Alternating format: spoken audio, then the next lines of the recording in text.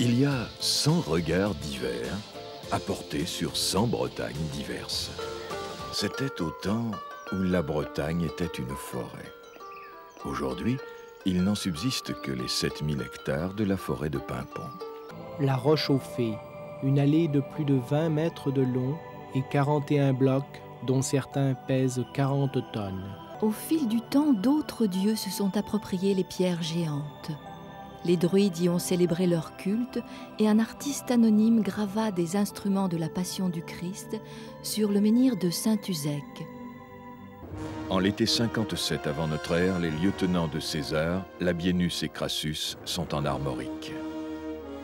Ils exigent des vivres. Les Vénètes refusent et soulèvent toute la contrée contre les Romains.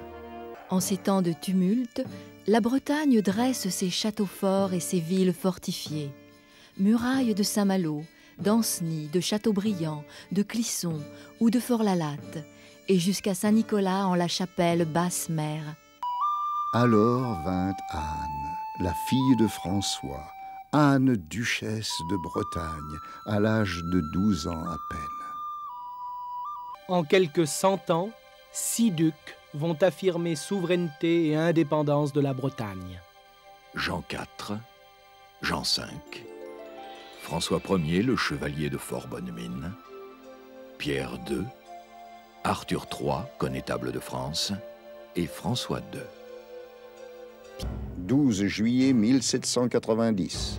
L'Assemblée nationale réorganise paroisses et diocèses.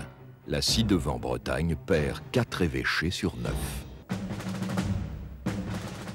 24 février 1793. La Convention décide de la levée en masse de 300 000 hommes pour la guerre aux frontières. Les fonctionnaires sont dispensés. Les riches peuvent racheter leurs obligations. Et la garde nationale, en habit bleu, n'est pas obligée d'aller à ce combat. Où donc est le passé de Briance, qui donc va faire revivre l'esprit breton? En ce 19e siècle, c'est la voix des poètes qui va s'élever. Des hommes de lettres vont écrire en langue française ou en langue bretonne pour la Bretagne.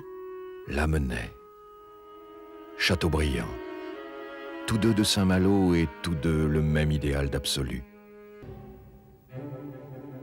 1839, Théodore Hersard de la Ville-Marquée publie le Barzaz-Braise.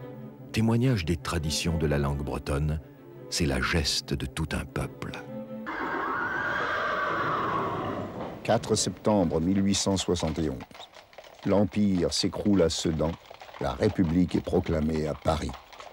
Il y a des Bretons à la tête de cette République. Trochu est de Belle-Île-en-Mer, Jules Simon est de Lorient. Le roi Arthur s'en est allé et Bécassine arrive. 1925, une revue en langue bretonne paraît. C'est Goualarn, Le vent de nos rois, le vent de l'esprit.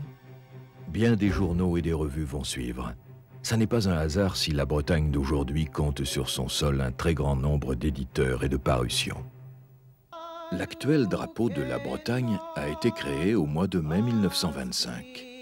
4 bandes blanches pour les diocèses de langue bretonne, 5 bandes noires pour les autres diocèses et l'hermine des ducs. C'est le Gwenadu. La libération est proche. Encore de terribles combats qui ne laisseront que des ombres de villes. Brest, Saint-Malo, Saint-Nazaire, Lorient ne sont plus. 1975. Pierre Jacques-Elias publie Le Cheval d'Orgueil. 1 500 000 exemplaires de cet ouvrage reconnu proposent enfin au monde un regard chaleureux sur une Bretagne vraie. La télévision parle en breton 80 minutes par semaine.